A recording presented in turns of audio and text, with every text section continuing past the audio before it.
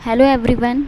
आज का हमारा टॉपिक है एंटीबॉडीज़ या फिर इम्यूनोग्लोबुलिन्स। तो हम सबसे पहले देखते हैं एंटीबॉडीज़ क्या होती हैं। तो एंटीबॉडीज़ एंटीजन बाइंडिंग प्रोटीन की क्लास से बिलोंग करते हैं, क्योंकि एंटीबॉडीज़ का काम होता है एंटीजन को बाइंड करना। तो ये एंटीजन बाइंडिंग प्रोटीन्स की क्लास से बिलोंग करती हैं और उसे हम इम्यूनोग्लोबुलिन्स भी बोलते हैं। एंटीबॉडीज़ जो है हमारा बी सेल मेम्ब्रेन पे प्रेजेंट होती हैं, बी सेल मेम्ब्रेन पे, और ये प्लाज्मा मेम्ब्रेन के द्वारा सिक्रीट होती हैं।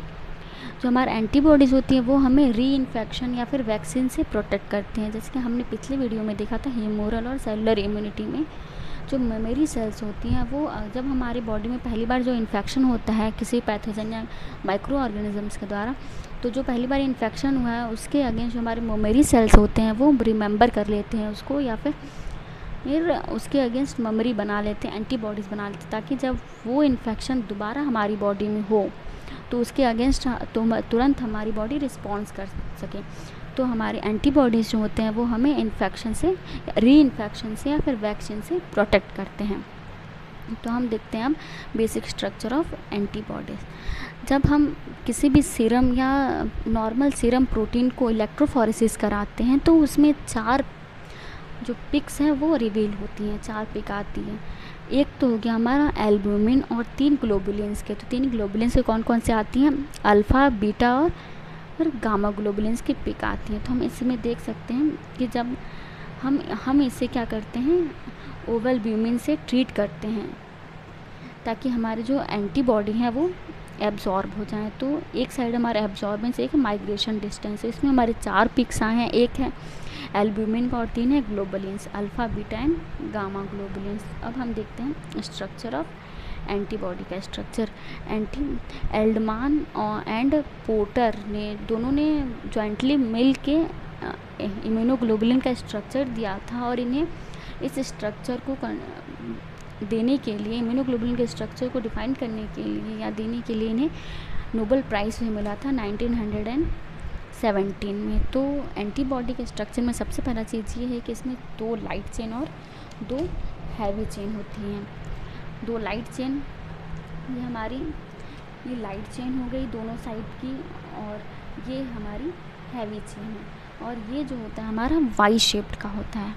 इसमें 2 फ्रैगमेंट्स पाई जाती हैं, FAB और FC। FAB का मतलब है antigen binding fragment. Antigen binding fragment हम इसलिए बोलते हैं इसे क्योंकि इसमें इस फ्रैगमेंट पे एबिलिटी होती है एंटीजन को बाइंड करने के। एंटीजन यहाँ पे आके बाइंड होता है, तो इसमें एंटीजन बाइंड करने की एबिलिटी होती है, हम इसे एंटीजन बाइंडिंग फ्रैगमेंट बोलते हैं। और ये हमारा FC फ्रैगमेंट मतलब क्रिस्टलाइजेबल फ्रैगमेंट। इस फ्रैगमेंट में जो है एबिलिटी नहीं होती है एंटीजन को बाइंड करने की, और ये फ्रैगमेंट जो है बहुत ईजिली क्रिस्टलाइज हो जाता है। जो हमारा हैवी चेन है, दोनों हैवी चेन जो है वो ज्वाइंट होते हैं हिंज डाइसल्फाइड बॉन्ड से, जिसे हम हिंज रीजन भी बोलते हैं। तो जो VH है वो है वेरिएबल हैवी चेन, और VL जो है वेरिएबल लाइट चेन है। वेरिएबल हैवी चेन और वेरिएबल लाइट चेन हम इसे क्यों बोलते हैं? क्योंकि ये वेरिएबल होते हैं, ये अपनी शेप को वेरी कर सकते हैं। जब एंटीजन हमारा आता है इसमें बाइंड होने के लिए, तो जिस शेप का हमारा एंटीजन होता है उस शेप में जो है हमारे हैवी चेन और जो वेरिएबल लाइट चेन और वेरिएबल हैवी चेन है वो अपने आप को वेरी कर लेते, उस शेप के अकॉर्डिंग अपना शेप ये चेंज कर लेते हैं, इसलिए हम वेरिएबल बोलते हैं। और जो कांस्टेंट लाइट चेन और कांस्टेंट हैवी चेन है, ये जो रहते हैं वो कांस्टेंट रहते हैं, वो अपना शेप चेंज नहीं करते हैं। कांस्टेंट लाइट चेन, दोनों लाइट चेन में 1-1 पाए जाते हैं, और heavy chain, constant heavy chain जो है वो 3 पाए जाते हैं। Constant heavy chain 1, constant heavy chain 2 and constant heavy chain 3। Constant heavy chain 2 से जो हमारा है कार्बोहाइड्रेट बाइंड होता है। और जो एंटीजन बाइंडिंग फ्रैगमेंट जो होता है वो ईच का मॉलिक्यूलर वेट जो होता है 45,000 मॉलिक्यूलर वेट होता है दोनों एंटीजन बाइंडिंग फ्रैगमेंट का। और जो क्रिस्टलाइजेबल फ्रैगमेंट है उसका जो मॉलिक्यूलर वेट अगर हम देखें तो उसका होता है 50,000 ईच। जो हमारे इम्यूनोग्लोबुलिन्स होते हैं वो सिमेट्रिकल होते हैं और 4 चेन से 4 चेन स्ट्रक्चर होते हैं, और ये सिमेट्रिकल होते हैं। इनमें 2 लाइट चेन और 2 हैवी चेन्स होते हैं जो कि डाइसल्फाइड बॉन्ड के द्वारा जुड़े होते हैं।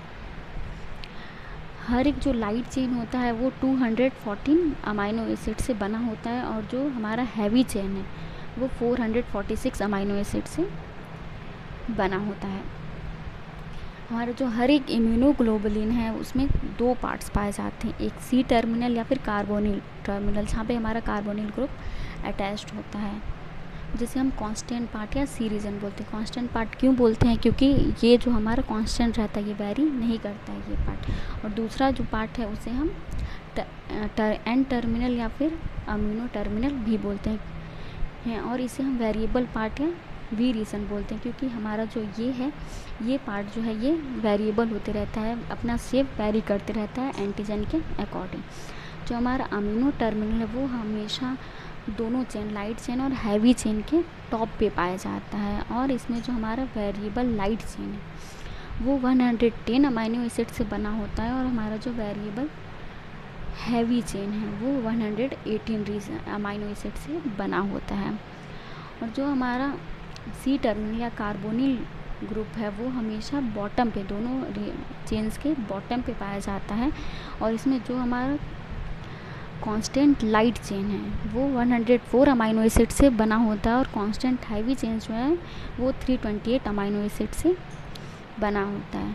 जो फैब फ्रैगमेंट है वो हमारे जो एंटीबॉडी मॉलिक्यूल्स हैं उसका हेट्रोडाइमर होता है, जिसमें कि वेरिएबल रीजन्स, हैवी और लाइट चेन के वेरिएबल रीजन्स पाए जाते हैं। हमारा जो लाइट चेन अगर हम देखें तो वो 2 डोमेन से मिलकर बना होता है, variable light chain and variable constant light chain and constant variable light chain और कांस्टेंट लाइट चेन से मिलकर बना होता है। और जो हमारा हेवी चेन है, हेवी चेन जो है 4 डोमेन से मिलकर बना होता है, वेरिएबल हैवी चेन और constant heavy chain. Constant heavy chain 3 होते हैं हमारे, constant heavy chain 1, constant heavy chain 2, constant heavy chain 3। तो हमारा ये होता है हमारा एंटीबॉडी का स्ट्रक्चर हो गया।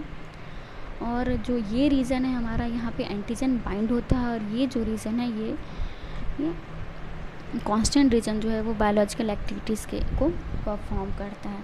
अब हम आते हैं enzymatic digestion of antibodies. Antibodies के द्वारा हमारा ये एंजाइम्स के द्वारा एंटीबॉडीज़ का डाइजेशन कैसे होता है। तो हम ये देख लेते हैं, ये हमारा है इम्यूनोग्लोबुलिन का स्ट्रक्चर। तो जब हमारा पेप्सिन से डाइजेशन होता है इम्यूनोग्लोबुलिन का, तो ये जो है FAB फ्रैगमेंट और FC फ्रैगमेंट में ब्रेक हो जाता है। तो बट इसमें क्या होता है कि जो हमारा एंटीजन बाइंडिंग दोनों एंटीजन बाइंडिंग फ्रैगमेंट है वो डाइसल्फाइड बॉन्ड से अटैच्ड रहते हैं। तो FAB2 इसलिए दिया है क्योंकि यहाँ पे 2 एंटीजन बाइंडिंग साइट्स प्रेजेंट हैं, तो इसलिए 2 एंटीजन बाइंडिंग फ्रैगमेंट्स यहाँ पे हैं और दोनों जो है डाइसल्फाइड बॉन्ड से अटैच्ड हैं। और हमारा FC फ्रैगमेंट, क्रिस्टलाइजेबल फ्रैगमेंट जो है वो अलग हो जाता है। और जब हम मरकैप्टो इथेनॉल से जब डाइजेस्ट कराते हैं या जब इसका रिडक्शन कराते हैं इम्यूनोग्लोबुलिन का, तो इसमें जो है चारों चेन्स अलग अलग हो जाती हैं, दोनों हैवी चेन्स और दोनों लाइट चेन्स सब अलग अलग ब्रेक हो जाते हैं। और हम जब पेप्सिन से डाइजेशन कराते हैं इम्यूनोग्लोबुलिन का, तो इसमें फैब रीजन, दोनों फैब फ्रैगमेंट और FC फ्रैगमेंट तीनों चीज़ अलग अलग हो जाते हैं। हमने पेप्सिन में क्या देखा था कि जो हमारा एंटीजन बाइंडिंग फ्रैगमेंट है वो दोनों एंटीजन बाइंडिंग फ्रैगमेंट जो है डाइसल्फाइड बॉन्ड से जुड़े हुए थे, लेकिन इसमें जो दोनों एंटीजन बाइंडिंग फ्रैगमेंट जो है वो दोनों अलग अलग हो गए हैं और क्रिस्टलाइजेबल फ्रैगमेंट भी अलग अलग हो गया है। तो ये था आज का हमारा टॉपिक एंटीबॉडी या फिर इम्यूनोग्लोबुलिन्स। Thank you.